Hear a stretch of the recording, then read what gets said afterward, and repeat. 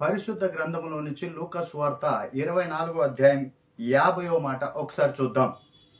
ఆయన బేతనియ వరకు వారిని తీసుకొని పోయి చేతులెత్తి వారిని ఆశీర్వదించెను. హల్లెలూయా. దేవుడు వారిని ఆశీర్వదించెను. ఆశీర్వదించిన తర్వాత వారు చూసినట్టయితే అండి 52, 53 వచనాల్లో వారు మహా ఆనందంతో సంతోషముతో ఆయనకు నమస్కారం చేసి యెరూషలేమునకు వెళ్ళి ఎడతెగక దేవాలయములో ఉండి దేవునికి స్తోత్రము చేయుచుండిరి. దైవ జనాంగమా, దేవుని బిడ్డలారా, చాలా జాగ్రత్తగా గమనించు. ఈరోజు చాలా మంది ఏం చేస్తున్నారంటే ఆశీర్వాదం వచ్చిన తర్వాత దేవుణ్ణి పక్కకు పెడతా ఉన్నారు. ఆశీర్వాదం పొందుకున్న తర్వాత దేవుడు నిర్లక్ష్యం అయిపోతా ఉన్నాడు. ఆశీర్వాదం పొందుకున్న తర్వాత మందిరం దూరం అయిపోతా ఉంది. ఆశీర్వాదం పొందుకున్న తర్వాత దేవుడే వారికి అక్కర్లేని పరిస్థితికి వస్తా ఉంది. చూడండి, చాలా మంది ఉంటారు ఉద్యోగం లేదు లేదు అని. ఉద్యోగం వచ్చిన తర్వాత దేవునికి సమయం తక్కువ, ఉద్యోగానికి సమయం ఎక్కువ. బిడ్డలు లేరు అంటా ఉంటారు. బిడ్డలు కలిగిన తర్వాత మందిరానికి దూరం అవుతా ఉంటారు. దైవ జనాంగమా, దేవుని బిడ్డ, ఇక్కడ చూసినట్టయితే వారు ఆశీర్వదించబడిన తర్వాత కూడా యెరూషలేమునకు వెళ్ళారు, ప్రార్థన స్థలానికి వెళ్ళారు, దేవాలయంకి వెళ్ళారు, ఎడతెగక ఉన్నారు, ప్రార్థనలో ఉన్నారు, స్తోత్రం చేయుచున్నారు. మన సంగతి ఏంటి? మన సంగతి ఏంటి? ఎంతసేపు నువ్వు స్తోత్రం చేయగలుగుతున్నావు? ఎంత టైం దేవాలయంలో ఉండగలుగుతున్నావు? ఎంత టైం దేవునికి నీకు కనెక్షన్ కలిగి ఉంటున్నావు? ఎంత టైం దేవుని దగ్గర నువ్వు గడపగలుగుతున్నావు? ఒక్కసారి చాలా జాగ్రత్తగా గమనించు. ఈరోజు చాలా మంది ఇదేనండి పరిస్థితి. చాలా మంది పరిస్థితి ఇదే. ఎందుకు దూరం అవుతున్నారా అంటే ఆశీర్వాదం వచ్చింది కదా, ఇక చాలు. యేసు దగ్గరికి ఆశీర్వాదం కోసమే వచ్చావా? ఒకసారి చూడండి, ప్రభు అంటాడు నిర్గమకాండం 25వ అధ్యాయం 8, 9 వచనాలు అంటాడు మోషేతో దేవుడు, మోషే, నేను వారిని కలుసుకోవడానికి ఒక మందిరాన్ని, ఒక స్థలాన్ని, ఒక ఆలయాన్ని సిద్ధం చేయండి. నేను చెప్పినట్టుగా దాన్ని సిద్ధం చేయి, నేను వారిని కలుసుకుంటాను అక్కడ. ఆహా, అద్భుతమైన మాట అండి. పరిశుద్ధ స్థలమును ఏర్పాటు చేయండి అంటాడు. మందిరం అనంటే దేవుడు నిన్ను కలుసుకునే స్థలం, దేవుడు నీ మొర్ర వినే స్థలం, దేవుడు నీ మాట ఆలకించే స్థలం, దేవునికి నీకు ఐక్యత కలిగే స్థలం. ఆదివారం ప్రత్యేక దినం. ఆదివారం నువ్వు ఆరాధించాలి, తప్పక ఆయన కలుసుకోవాలి.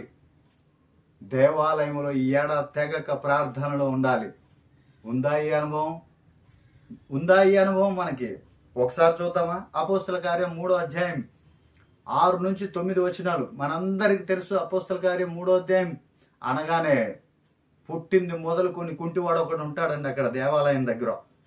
వాడు వచ్చే పోయేవారిని భిక్షం అడుక్కుంటా ఉంటాడు.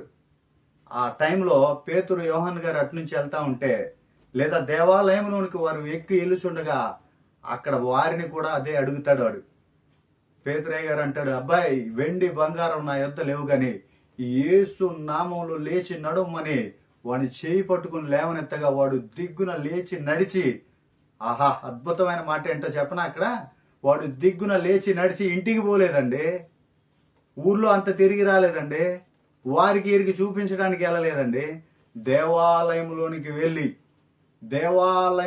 వెళ్ళి, ఆహా, ఈ మాట చూడండి అసలు. దేవాలయంలోనికి వెళ్ళి వాడు దేవుణ్ణి స్తుతిస్తూ, గంతులు వేయచు, స్తోత్రం చేయొచ్చు. వాడిని చూసిన వారందరూ కూడా ఆశ్చర్యపడి దేవునికి స్తోత్రం చేశారు. దైవ జనాంగమా, దేవుని బిడ్డ, నువ్వు పొందుకున్న మేలు, దేవాలయంలో సంతోషంగా మరలా గంతులు వేయగలుగుతున్నావా? అంతటితో మేలుతో పాటు బయటికి వెళ్ళిపోయి చూడండి, 10 మంది కుష్ఠరోగులు స్వస్థత నొందారు, ఒక్కడే తిరిగి వచ్చాడు. ఆ బ్యాచ్లో ఉండకూడదు. గంతులు వేయచు దేవాలయంలోనికి వచ్చి వాడు దేవుణ్ణి స్తుతిస్తూ ఉన్నాడు, దేవుణ్ణి కొనియాడుతూ ఉన్నాడు. వాడిని చూసిన వారు కూడా ఆశ్చర్యపోయి వారు కూడా వాడితో కలిసి దేవుని స్తుతిస్తూ ఉన్నారు. దైవజనాంగమ్మ, మరొకసారి గుర్తు చేసుకో. నీ పరిస్థితి దేవాలయమును విడవక ఎడతెగక దేవునితో నీ సావాసం ఉందా? మేలు తర్వాత కట్ అయిపోయిందా? మేలుతో తృప్తి పొంది ఇది నాకు చాలే అని వదిలేసావా? నిర్లక్ష్యం చేసావా? ఇక చాలే అనుకుంటున్నావా? సరిపోదు, సరిపోదు. మర్చిపోమాక. అక్కడ చూసినట్టయితే లూకాసు వార్తలో వారిని ఆశీర్వదించాను అని ఉంది. అక్కడ ఆశీర్వాదం పొందుకున్న తర్వాత కూడా వారు దేవాలయంలో కూడుకున్నారు. ఎడతెగక ప్రార్థన చేస్తూ ఉన్నారు, ఎడతెగక స్తోత్రం చేస్తూ ఉన్నారు, ఎడతెగక దేవునితో కలిసి ఉంటున్నారు. మరొక్కసారి ఈ వాక్యం సూటిగా తేటగా నీతో మాట్లాడుతుందని నమ్ముతూ ఉన్నాను.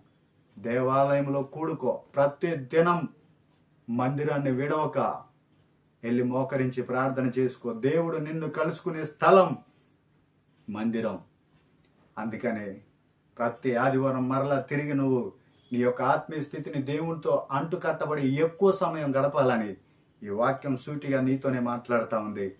దీన్ని విని మరలా నీ ఆత్మీయ స్థితిని కట్టుకొని దేవునికి దగ్గరగా, దేవాలయానికి దగ్గరగా ఎడతెగక బ్రతుకుతావని ఆశపడుతూ ఈ కొద్ది మాటలు ప్రభు దీవించునుగాక. ఆమేన్.